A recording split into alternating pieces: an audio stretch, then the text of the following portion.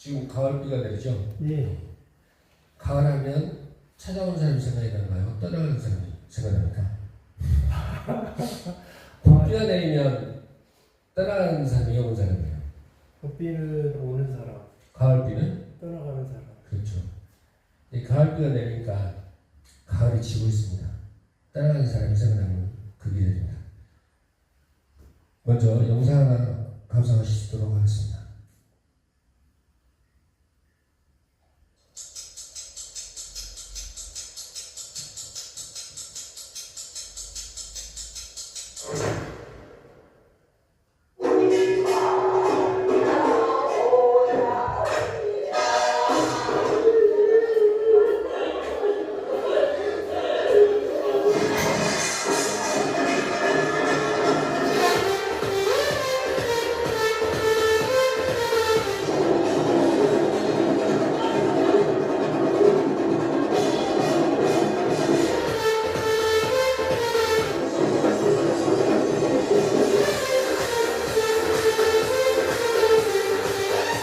죽음을 받아들이는 거야.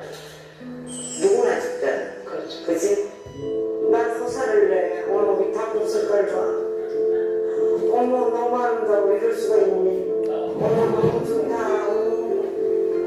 너무 좋으니까 오래오래 살고 싶어. 네. 우리가 죽음에 대해서 한 번쯤 사고의 전환을 갖기를 바라는 마음에서 이 영상을 준비했습니다. 죽음하면 항상 슬프다라는 생각하는데 죽음은 때로는 기쁨이 될 수 있습니다. 고로 죽음이란 슬픔과 기쁨의 경계선입니다. 여러분이 죽음을 어떻게 생각하고 어떻게 죽이에 아니냐에 따라서 기쁨이 되기도 하고 슬픔이 되기도 합니다. 이 영상은 오로지 죽음에 대해서 상기시키고자 하는 영상이고요. 저는 여러분들이 이 강의를 통해서 얻고자 하는 것은 바로 죽음을 미리 가서 성찰하게 됨으로써 지금 이 순간에 집중하기를 바라는 것입니다. 자, 이 그림 잠깐 10초만 감상하시기 바랍니다.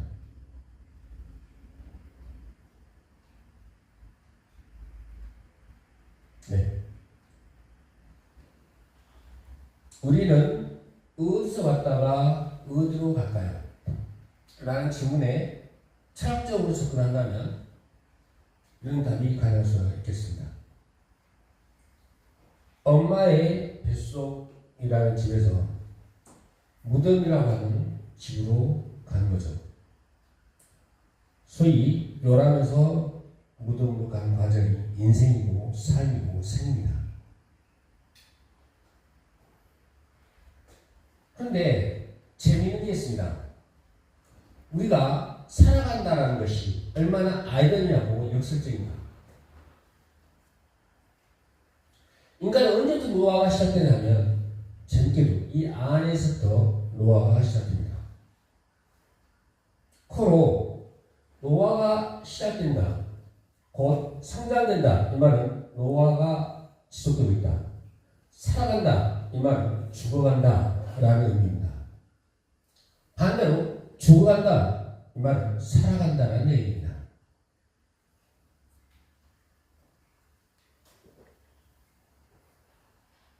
우리가 죽음에 대해 아는 것과 모르는 것이 있습니다. 여러분이 죽음에 대해 아는 것 아시는 분? 죽음에 대해 알고 있는 것 세 가지만 얘기해 보세요. 우리 선생님 말씀해 보세요. 죽음에 대해 알고 있는 것. 모든 사람이라면 반드시 알고 있는 거예요. 심장이 멈추는 거. 심장이 멈춘다. 또 그렇습니다. 심장이 멈춘다. 이건 반드시 죽는다. 죽을 때 누구 손잡고 죽습니까? 사고사가 아니면 혼자 죽습니다. 또 죽을 때 우리는 아무것도 갖고 갈 수 없습니다. 이 세 가지는 불변의 진리입니다. 그러면 또 죽음에 대해서 우리가 아는 것이 세 가지라면 모르는 것도 세 가지입니다. 자, 뭘 볼까요? 철학적인 접근, 주구가 가는데 우리가 모르는 것 세 가지 뭐가 있을까요? 어디로 가는지 몰라요. 모두 갈지 모릅니다. 근데 이해가 안 나고 제가 언제 죽을지 모릅니다. 어떻게 죽을지 모릅니다. 그리고 언제 어디서 죽을지 모릅니다. 어디서 죽을지 모릅니다. 언제 어디서 어떻게 죽을지 모른다는 것. 고로 우리는 늘상 죽음에 대해서 고민하고 성찰하지 않으면 안 된다. 이걸 준비하지 않으면 우리는 당하는 죽음이 된다. 죽음이란 준비한 죽음이야지 당한 죽음이 돼서는 안 되겠다. 그래서 결국은 죽음을 미리 성찰한다. 이 말은 죽음을 곧 준비한다. 또 이 말은 잘 살아간다. 라는 말과 같은 말이 되겠습니다. 그래서 우리는 죽음을 미리 성찰함으로써 좋은 것은 현재, 지금 내 삶에 집중할 수 있다는 것입니다. 그러기 위해서 오늘 저는 여러분들에게 삶을 잘 살 수 있는 방법 4가지에 대한 강의를 하고자 합니다. 하나는 웰빙이고, 하나는 웰리빙이고, 또 하나는 웰에이징이고, 또 하나는 웰다잉입니다. 하나씩 살펴보도록 하겠습니다. 먼저 웰빙입니다. 영어에서 비동사라서 어떤 상태를 나타낸다. 나는 건강한 상태이다. 나는 행복한 상태이다. 나는 뭐뭐이다. 뭐뭐하다. 뭐뭐하다 이런 거였죠. 그래서 건강하게 살기, 웰빙이란 신체적으로 건강한 상태에 머물러 있는 겁니다. 그리고 정신적으로 건강한 상태에 머물러 있는 겁니다. 그리고 사회적으로 건강한 상태에 머물러 있는 것. 이것이 웰빙입니다. 물론 신체적으로 건강한 상태에 머물러 있는 여러 가지 방법이 있습니다. 잘 먹는다든지 운동한다든지 잠을 깊게 잔다든지. 정신적인 건강도 마찬가지겠죠. 많은 사람들은 정신적으로 건강하게 살려면 철학적인 사고를 하랍니다. 철학적인 사고, 명상, 종교활동 이 3가지는 같으면서 다르고 다르면서 같은 것들입니다. 여러분의 정신을 풍요롭게 하기 위해서, 여러분의 정신을 건강하기 위해서 이 3가지는 필수적이라고 생각합니다. 자, 사회적 건강입니다. 자, 사회적으로 건강 상태에 머물러 있는 거. 일단 사회, 내 집에는 가족들이겠죠. 그리고 사회, 지금 여러분과 나하고의 관계, 이런 활동들이 있죠. 사회활동, 음악활동, 봉사활동, 이런 어떤 사회 속에서 이루어지는 건강한 상태에 머물러 있는 방법입니다. 그러면 이러한 건강한 상태, 이러한 건강한 상태, 즉 오프라인에서의 건강한 상태만 문제냐? 요즘은 시대가 바뀌어서 온라인 상태의 건강 상태, 온라인으로 사회적인 건강을 유지합니다. 끊임없이 페이스북을 한다든지 인스타그램을 한다든지 이런 것들이 있을 수가 있습니다. 그러기 위해서는 또 현대 문명을 배워야 합니다. 이제 웰리빙입니다. 의미를 찾으면서 살아가는 것입니다. 그럼 역시 3가지.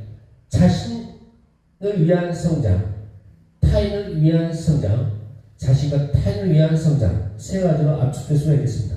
어차피 이 세상은 나와 내 밖의 세상입니다. 2가지 세상밖에 없어요. 내 내면의 세계와 내 바깥의 세계. 그래서 자신을 위한 성장 바로 여러분들입니다. 여기 와서 요거 학습하는 거. 나 자신을 위한 성장들이죠. 타인을 위한 성장, 여러분 지금 배운 것들 여러분만을 위해서 하는 건가요? 누구에게가 가르치고 베풀기 위해서 하는 거죠. 타인을 위한 성장입니다. 자신과 타인과의 관계, 희망, 이것도 중요한 부분이죠. 자, 오늘 이 자리를 만들어주신 우리 형님, 이게 나와 서로의 관계가 이루어지는 것입니다. 결국 우리는 이 3가지를 만족시켜주는 웰리빙을 살지 않으면 큰 4가지 축 중에 하나를 놓치게 되는 것입니다. 그리고 우리가 나이 먹으면서 가장 느끼는 건 에이징. 에이지라는 이 단어는 상당히 멋진 단어입니다만 신체적으로 에이징하는 것과 정신적으로 에이징하는 것이 있습니다. 우리는 오디오, 카 오디오나 일반 오디오, 곡 오디오 보면 처음에서 하는 음악 듣잖아요. 그 오디오가 그 음악을 제대로 못해요. 왜? 스피커가 훈련되어 있지 않기 때문입니다.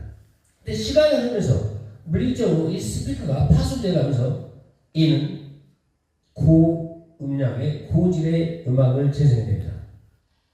그럼 듣는다는 것은 세포의 복제가 더디게 이루어진다는 의미도 있지만 반면에 정신적으로, 영적으로 성숙해진다는 양면성을 갖고 있는 것입니다. 그래서 이제 성숙해지면서 품위 있게 사는 방법은 주로 신체적인 품위, 정신적인 품위, 사회적인 품위가 있겠습니다. 신체적인 품위, 저는 그래요. 제가 자꾸 차에서 이 콜털 깎는 것인데 요거 신체적인 품위를 지키기 위한 것입니다. 그런데 남들 보기에는 품위 없지 그러죠. 정신적인 품위, 나이 먹으면 항상 지갑 열 때 입은 다 들어가잖아요. 쓸데없이 말을 해요. 내가 아는 그 애니메이션 작가는 전날하고 30분 동안 자꾸 얘기를 합니다. 어지러워 듣고 있잖아요. 막 토가 나오려고. 자기가 안다는 것에 대해서 너무 어린애들 가르치려 들지 마라. 또한 나이를 먹으면서 입을 닫는 것은 중요한데요. 누가 귀를 열어야 해요. 그래서 이렇게 남의 말을 경청한다든지 책을 통해서 눈을 통해서 새로운 정보를 또는 지식과 지혜를 습득한다든지 이런 것들이 정신적인 품위를 지키는 하나의 방법이 되겠습니다. 사회적인 품위 역시 중요합니다. 나이를 먹었다고 해서 노인 자석이 앉는 것, 그것이 반드시 권리냐 행사하는 어르신들 있죠. 이런 모습들 아름답지 않습니다. 그리고 사회적 품위를 지키기 위해서는 항상 노력하는 모습을 보여야 합니다. 공부하는 모습, 배우는 모습, 성장해가는 모습, 나이를 먹어서도 계속 성장해 나가려고 하는 모습. 이것을 소위 메슬로의 욕구 5단계 중에 자아실현 욕구라고 하는 것이 5번째였습니다. 이 자아실현 욕구를 하기 위해서 사회적 품위를 지키는 노력들을 해야 합니다. 할아버지 할머니 TV 보고 있죠. 아이는 독서하고 있는데 그러면 안 됩니다. 같이 어울리는, 그래서 사회적 품위를 지키는 그런 아름다운 에이징이 돼야 할 것 같습니다. 자, 제 강의의 방점은 여기에 맞춰져 있습니다.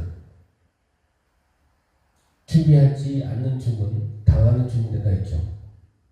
왜 나이가 뭐냐? 죽어가는 것입니다. 나이라고 한 단어에는 이 표현은 사실 언어학적으로 문제가 있는 단어입니다. 나이는 한순간 팍 죽어버리는 거지. 난 10년 동안 죽어가고 있다. 이런 표현은 맞지 않죠. 언제, 몇 시에 죽었다. 이렇게 표현하죠. 그럼에도 불구하고 우리는 언어의 역설적인 표현이죠. 죽어가는 과정이 같죠. 그런데 웰다인 영역에서, 이 학술적인 영역에서 웰다인은 죽음을 맞이한 시점을 얘기하는 겁니다. 그럼 웰다인은 뭐냐? 네, 평화롭고 조용하게 자기 삶을 마무리하는 과정입니다. 여기 엄청난 학술적인 말이 있어요. 평화롭고 존엄하게. 평화롭고 존엄하게. 죽음은 근본적으로 평화롭지 않아요. 공포예요. 두려움이에요. 피하고 싶어요. 죽음은 근본적으로 존엄하지 않아요. 왜? 죽을 때 똥 싸고 죽어요. 오줌 싸고 죽어요. 근데 우리 인간들은 다른 동물들이 상상할 수 없는, 다른 동물들은 평안이, 존엄이 이런 말을 쓰지 않아요. 그들은 그들 죽는 것에 대해서 고민하지 않아요. 그런데 우리 인간이기 때문에 죽음에 대한 고민을 해야 합니다. 그래서 어떻게 하면 평화롭게 죽고 어떻게 하면 존엄하게 죽을 것인가, 즉 어떻게 하면 두렵지 않는 죽음을 맞이할 것이고 어떻게 하면 초라하고 추하지 않는 죽음을 맞이할 것인가. 최대한 어쩔 수 없이 인간의 죽음은 두렵습니다. 어쩔 수 없이 인간은 초라합니다. 죽음이라는 게. 그럼에도 불구하고 중을 준비하면 그나마 평화롭고 그나마 아름답고 고통스럽지 않는 중을 준비할 수가 있습니다. 그래서 준비할 것들 하나 살펴볼까요? 사전 연명 의료 의향서, 위원장 작성 또는 상속 계획, 가족과의 화해, 버킷리스트 작성, 자서전 쓰기, 장례 절차 계획 이런 것들이 있습니다. 물론 이것 외에도 더 찾으면 더 찾을 수가 있습니다. 그런데 우리 많은 대중들은 이런 단어들이 딱딱하게 느껴지며 이것이 나하고는 상관없고 무관한 것으로 생각될 수가 있습니다. 그런데 얼마나 이것들이 중요한 것인가를 한번 깊이 들어가 보도록 하겠습니다. 사전 연명 의료 의향서를 왜 작성해야 할까요? 자, 여러분 중에 귀중한 의견을 한 가지씩만 발표해 주시면 좋겠습니다. 왜 사전 연명 의료 의향서를 작성해야 할까? 또는 사전 의료 연명 의료 의향서는 뭐냐? 궁금하지 않으세요? 사전 연명 의료 의향서 뭘까요? 아시고? 내가 의식이 없는 상태에서 네. 내가 존엄하게 죽을 권리라고 저는 생각합니다. 네. 맞는 편입니다. 고맙습니다. 또 다른 의견이 있으세요? 네. 사전 연명 의료 의향서를 한자로 표현하면 의사도 연명을 위한 의료를 하겠냐 하지 않겠냐 미리서 작성한다는 얘기입니다.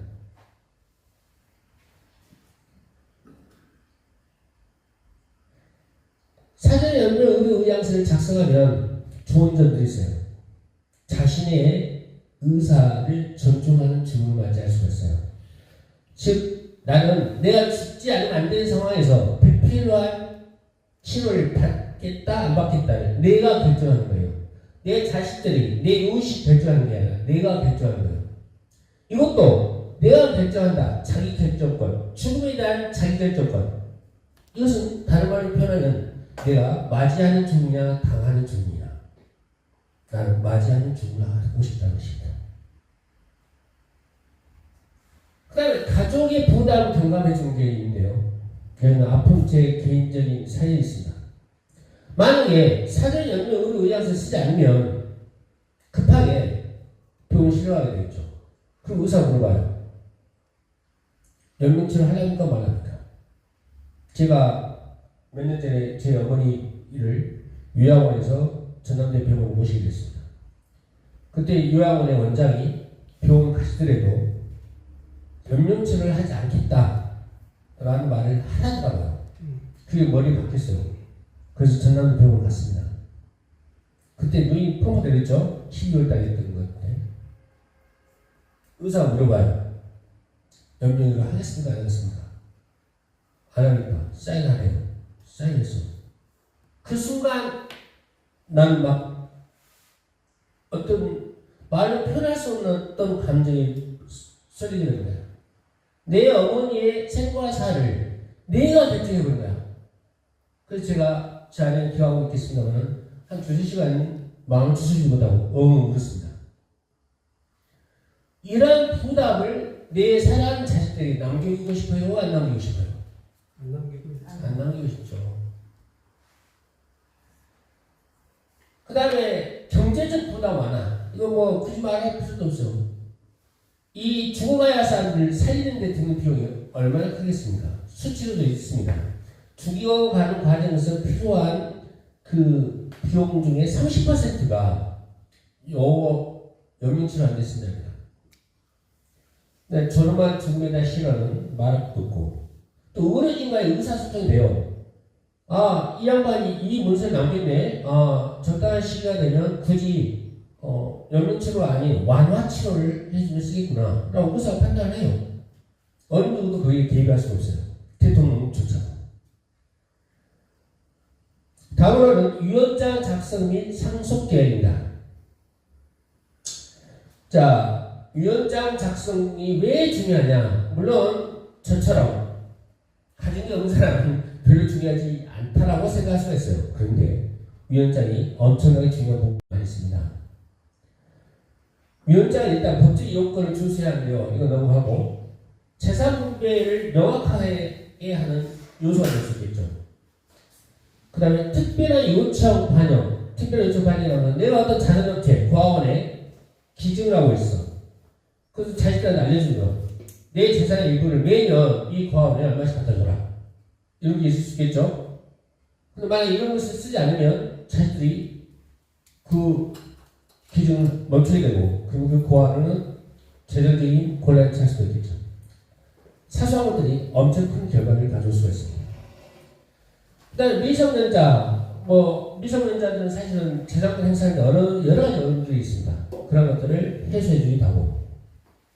그리고 유언장 작성 중에 중요한 장래 지침이 들어가면 좋죠. 나는 어떻게 해달라. 뒤에서 살펴보도록 하겠습니다. 다음 상속계획, 상속세를 절감하는 방법을 모색할 수가 있겠죠. 미리서. 그리고 이제 필요하다면 상속세가 부담이 된다면 살아있을 때, 상속은 은자는 죽을 때 하는 거잖아요. 죽고 난 다음에. 근데 생전 증여니까 살아있을 때 증여를 하는 거야. 그래서 증여를 하는 게 낫냐, 상속을 하는 게 낫냐. 이런 고민들도 상당히 중요한 부분이 되겠습니다. 기타 여러 가지가 있겠습니다만은 이 상속계가 유언장은 이 정도만 해도 여러분들이 대강 이해했을 것이라고 생각합니다. 가족과의 화해. 죽기 전에 꼭 해야 할 것 중 하나가 이 가족과의 화해인데요. 마음의 평화와 후회를 방지할 수가 있다. 삶의 의미와 관계 회복할 수 있다. 가족의 상처 치유할 수 있다. 다 같은 맥락인데요. 단적인 예로 실제 있었던 일입니다. 제 지인의 지인이 병원에 입원을 했어요. 근데 옆자리에 나이 드신 분이 있었던 거야. 이분 보니까 한때 잘 나갔을 만한 그런 외모를 갖고 있어. 근데 이 사람은 죽어가지 못하는 거예요. 왜 죽지 못하냐? 자기에게 풀어야 할 것이 있다. 뭐냐? 나에게 조강지처였었는데 내가 이 사람에게 꼭 용서를 받고 죽고 싶다. 그래서 난리가 난 거야.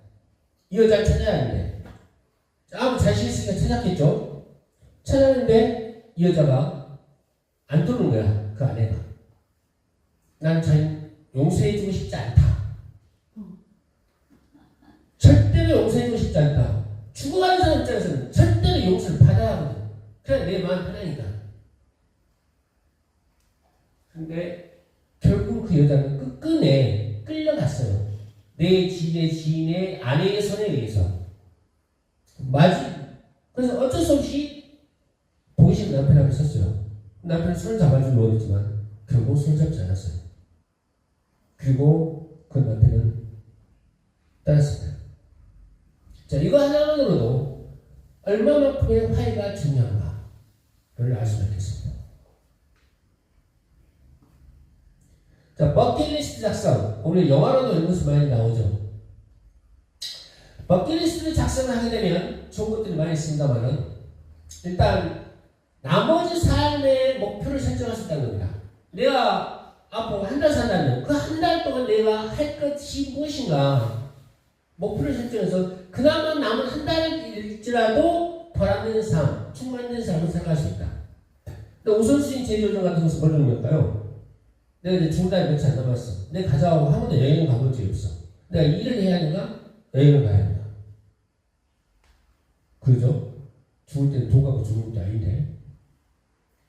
그래서 소중한 경험을 만드는 것. 소중한 경험은 혼자 만들 수도 있겠지만 이웃과 가족과 같이 만들 수도 있겠죠. 그 아름다운 기억을 남겨주는 거예요.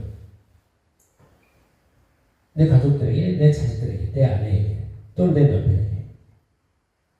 그러면서 그 와중에 죽음에 대한 긍정적인 준비를 하게 되는 거죠. 매달 버킷리스트를 작성하면서 하나씩 채워나가는 거 아니겠습니까? 그러면서 죽음과 관련된 생각을 하고 죽음을 준비하니까 이미 죽음을 경험하고 준비하는 사람은 죽음이 두렵잖아요. 우리가 여행을 떠날 때 막 설레고 두려움이 생기죠. 근데 우리가 그 여행지에 대해서 충분히 공부하고 여행하는 방법을 충분히 공부하다면 그 여행이 두려움이 아닌 즐거움을 바뀔 수 있는 겁니다.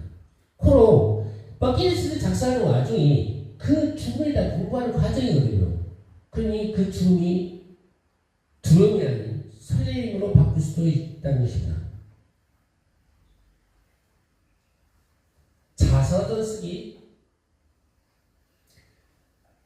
쓰기의 장점들 몇 가지 살펴봐요. 일단 자기 삶을 정리할 수 있는 시간을 갖겠죠. 그러면서 인간은 자아성찰을 마지막 5단계에서 뽑는다고 했죠. 메시지 엿보기로 해서. 그래서 자아성찰을 할 수 있는 더하나의 없이 좋은 것들입니다. 또 후대에 전화 제가 얘기했죠. 내가 살아온 것이 나만의 삶이 아니죠. 나의 삶을 통해서 얻은 지식과 지혜와 경험 따위를 내 자손들에게 전달해 줄 수가 있겠죠. 근데 저는 제일 중요한 게 이거라고 생각해요. 가족 간의 연결고리가. 우리 장인께서는 자서전이나 뭐 쓴 게 없어요. 물론 자서전에 여러 가지 종류가 있어요. 글로 쓴 자서전, 사진으로 쓴 자서전, 영상으로 쓴 자서전, 구두로 박힌 자서전 등등이 있습니다. 근데 저는 거의 매주 저희 장인 장모가 계시는 곳에 가게 되는데 그곳에서 우리 장인 장모 영상 찍어요. 근데 우리 언니가 어떤 장인 장모가 그걸 피하지 않더라고. 준비를 하신 것 같아. 안 피해. 일부러 찍으라고 윤수까지 해주셔. 그래서 그 유튜브 올려놨어요.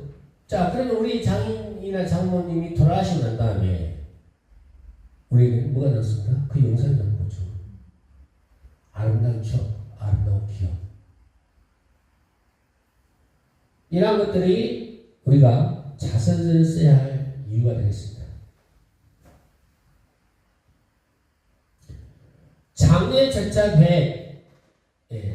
장례 절차 계획도 당하는 준비하는 준비나와 관련된 부분입니다. 장례 절차를 미리서 계획해놨다면 죽은 자, 망자의 의사를 존중한 장례식 치러줄 수 있겠죠. 예를 들자면 요즘 일본에 보면 생전 장례식이라니 죽음에 대한 장례식에는 가까이 문화가 있어요. 근데 나는 그 문화 중에서 이러한 문화로 내 장례식을 치렀으면 좋겠다. 즉 기존에 우리나라에 많이 깔려있는 장례 문화를 버릇 던지고 내가 죽을 때는 국화가 아닌 장비를 갖다 놔고 내가 죽을 때는 영상을 틀어다오. 나 과거의 자서전을. 내가 죽을 때는 음악을 틀어다오. 내가 죽을 때는 기독교 신을 하지 마. 불교 신도 하지 마. 내 마음대로 할 거야. 그러면서도 가족의 부담을 경감해 줄 수가 있어요. 내가 갑자기 당하는 죽음일 때는 가족들이 당황해가지고 뭘 어떻게 할지 모르죠. 근데 미리서 준비해 놓은 거예요. 그러면 가족에 대한 부담을 경감을 할 수가 있어요.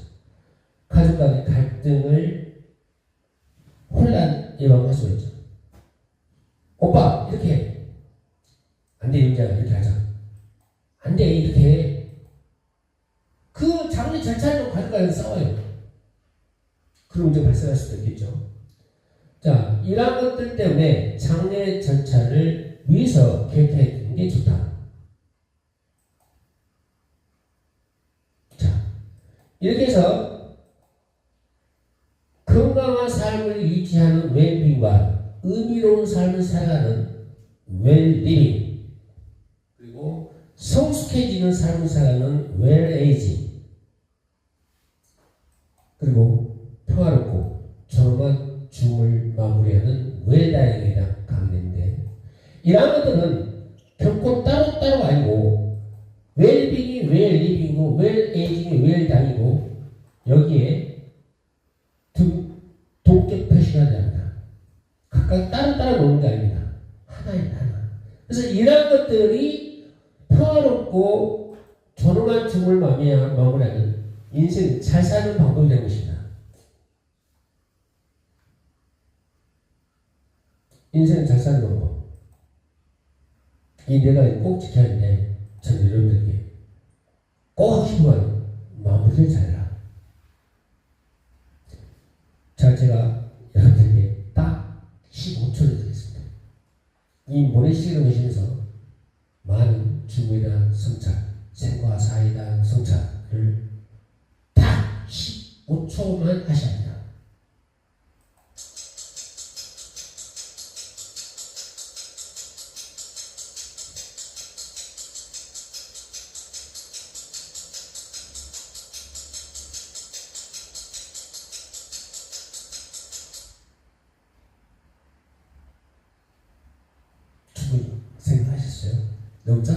15초는.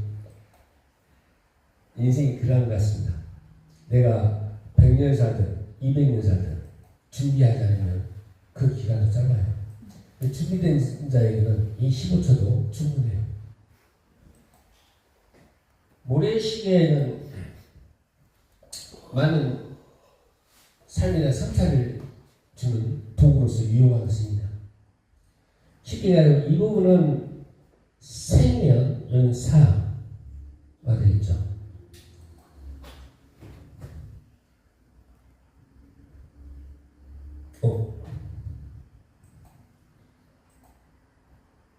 이래서 준비되어야 한다.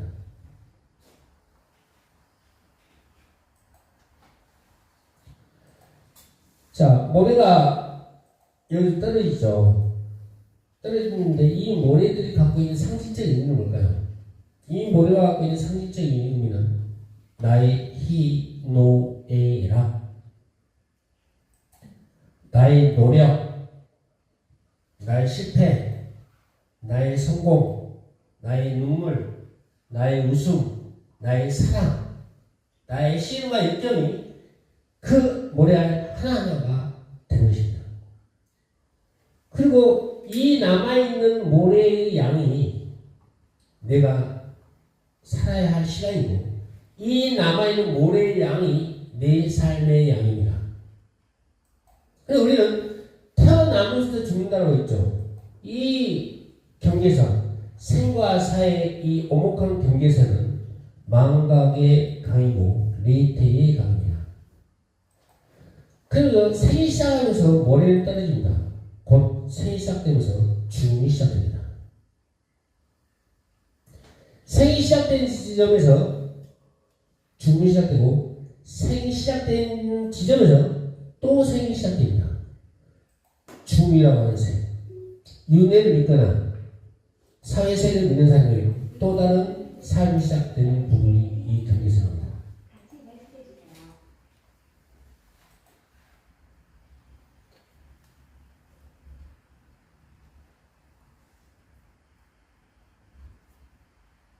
한스 발든 그린이라고 하는 화가가 있답니다. 이분은 르네상스 시대의 독일인이었습니다. 사실 중국과 관련된 그림들은 많이 있습니다. 그 중에 대표적인 그림이 이 그림입니다. 자, 어린아이가 태어나죠. 그리고 젊어지고 아름다운 여인, 중년 여인, 이제 완전 노인이 됩니다. 죽음을 앞두고 모래시계를 들고 있습니다. 모래시계 끝나기 시간만 지켜보고 있습니다. 그리고 이 어린아이 손에는 이 막대 모양의 것이 들고 있는데요. 자, 우리나라의 낫은 이렇게 생기지 않았습니다만 서양의 낫은 이렇게 생겼죠. 그러니까 이건 낫입니다. 죽음을 앗아가는 낫. 어린아이는 태어날 때부터 죽음을 갖고 태어난다는 얘기입니다. 여기 보면 요거 있죠. 이거 포인가요? 아니면 멸공인가요? 보니까 어제 공부를 했는데 이게 멸공이 맞죠? 멸공이. 올빼미, 올빼미.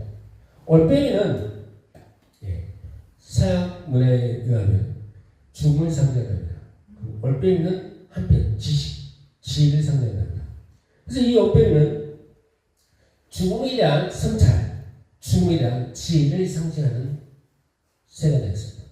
뒤에 보면 나무가 있는데 나귀 닭들 잎이 없고 곧 말라 죽어가는 거죠. 달이 있죠. 달이 있는 눈에 이 달은 태양에 대한 반입니다. 태양이 낮을 의미한다면 달은 밤을 의미하고 밤은 죽음을 의미하죠. 그래서 저는 이 모래시계와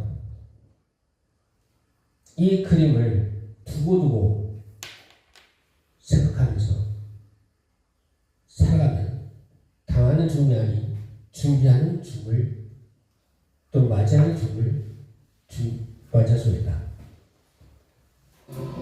자, 어느 것이 아침이고 어느 것이 저녁입니까? 누구 대답하실 분? 어느 쪽이 아침인 것 같아요? 오른쪽. 오른쪽. 왜? 어부들 있잖아요. 그날 어부들이 안 나가면 예, 그렇습니다. 돌아오고 있잖아. 돌아오고 있어. 의도적으로 제가 바꿔놨습니다. 이게 아침이고요. 이게 저녁인데 이호재는 아침과 저녁이 둘 다 아름답다는 것입니다. 아침도 아름답고 저녁도 아름답고 일출도 아름답고 일몰도 아름답습니다.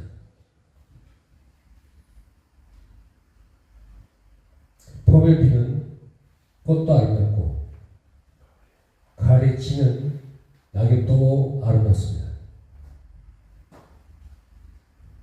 마지막 영상으로 강의를 마무리하고자 합니다.